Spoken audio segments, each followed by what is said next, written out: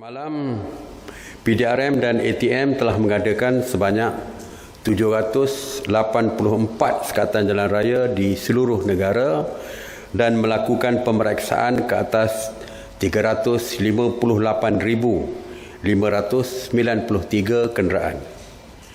Sebanyak 35,825 pemeriksaan mengejut telah diadakan di seluruh negara dengan sebanyak 5,275 premis telah diperiksa oleh pihak berkuasa. PDRM telah menahan seramai 1,471 individu yang engkar perintah PKP ini, yang merangkumi 949 individu yang telah pun dikenakan kompaun sebanyak RM1,000, manakala seramai 503 individu direman dan 19 individu dijamin polis. Jika dilihat daripada segi jumlah tangkapan, ianya terus bertambah. Ini menunjukkan bahawa pihak polis tidak lagi berkompromi dari segi soal mereka yang engkar kepada PKP ini. Semalam juga sebanyak 51 individu telah dituduh di mahkamah di atas kesalahan mengingkari PKP. Jumlah tangkapan keseluruhan yang engkar PKP sehingga semalam adalah seramai 8,647 individu dan jumlah keseluruhan kompaun yang dikeluarkan adalah sebanyak 3,105. Dari segi sanitasi awam yang dikawal selia oleh KPKT ataupun Kementerian Perumahan dan Kerajaan Tempatan sejak 30 Mac 2020, KPKT telah melaksanakan sebanyak 1,527 operasi sanitasi di 89 zon termasuk 26 zon merah. Di antara kawasan yang disanitasi, 1,062 bangunan kerajaan, 518 tempat awam, 675 pusat perniagaan dan 124 pasaraya. Semalam, sebanyak 114 operasi sanitasi meliputi 43 zon di 12 negeri termasuk 33 kawasan di Johor dan 19 kawasan di Pahang, yang di mana sebanyak 75 bangunan kerajaan, 36 tempat awam, 76 pusat perniagaan dan 5 pasaraya yang telah pun disanitasi.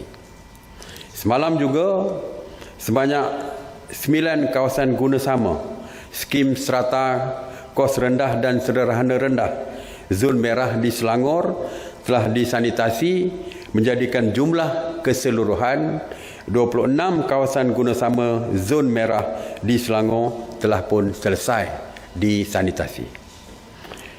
Semua projek perumahan rakyat ataupun PPR di zon merah dan zon kuning di seluruh negara telah selesai disanitasi yang melibatkan 37,686 unit rumah. Mengenai pusat kuarantin, sebanyak 174 pusat kuarantin telah beroperasi berbanding 163 pada hari sebelumnya, yang mana 13,575 individu sedang menjalani proses kuarantin wajib.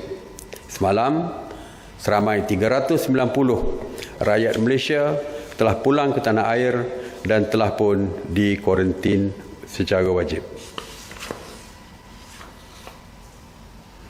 Ramai yang melahirkan kebimbangan tentang kawalan kita di sempadan, terutamanya di jalan-jalan tikus.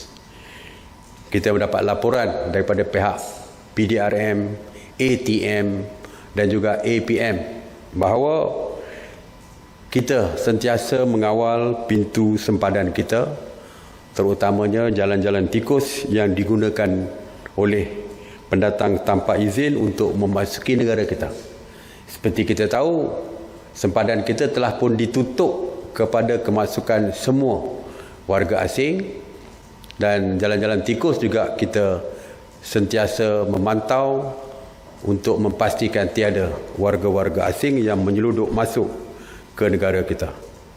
Tindakan tegas pastinya akan diambil kepada mana-mana warga asing yang memasuki negara kita melalui jalan-jalan tikus ini.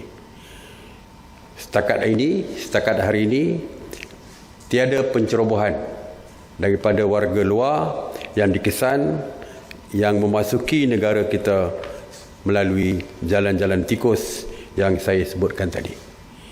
Pengawalan bukan saja di jalan-jalan tikus, tetapi pengairan negara juga dikawal dengan ketat bagi mencegah pencerobohan melalui laut, termasuk juga kepada bot-bot nelayan negara asing yang banyak menceroboh ke negara kita. Tentera Laut Diraja Malaysia ataupun TLDM bersama dengan Agensi Penguatkuasa Maritim Malaysia iaitu APMM akan mengambil tindakan setegas-gasnya untuk menghalang pemasukan mereka, dan kita bersetuju di dalam mesyuarat pagi tadi bahawa tindakan mengusir mereka keluar daripada perairan kita akan dilakukan. Bagi rakyat kita yang terkandas di luar negara, kita meminta supaya mereka menghubungi kedutaan Malaysia yang terdekat. Kementerian Luar Negeri, Kementerian Luar Negara iaitu Wisma Putra sentiasa komited di dalam memastikan kebajikan mereka diberikan keutamaan. Walau bagaimanapun, urusan untuk membawa rakyat kita pulang tertakluk kepada negara-negara yang terbabit di mana mereka terkandas. Ini disebabkan terdapat negara-negara yang menguatkuasakan sekatan perjalanan negara mereka sendiri, iaitu membatalkan semua penerbangan untuk keluar bagi mereka mengekang pandemik COVID-19 di negara mereka. Oleh itu, tidak semua yang kita boleh membawa pulang. Walau bagaimanapun, Kementerian Luar akan sentiasa menghubungi negara-negara yang berkaitan bagi memastikan supaya pelepasan dapat dilakukan dan membenarkan rakyat kita untuk pulang. Sekiranya pihak kerajaan diberi kebenaran untuk membawa pulang rakyat Malaysia, kos membawa pulang perlu ditanggung oleh individu yang berkaitan, dan penerbangan khas pulang akan diuruskan oleh Kementerian Pengangkutan. Jadi kita dengar ada beberapa rakyat kita, termasuk pelajar pun, yang pulang melalui penerbangan khas yang disewa dan kosnya ditanggung oleh pelajar-pelajar kita. Tetapi seperti biasa, saya menasihatkan supaya kalau boleh tinggal di negara tersebut, lebih baiklah tinggal di negara tersebut sehingga keadaan kembali pulih seperti biasa.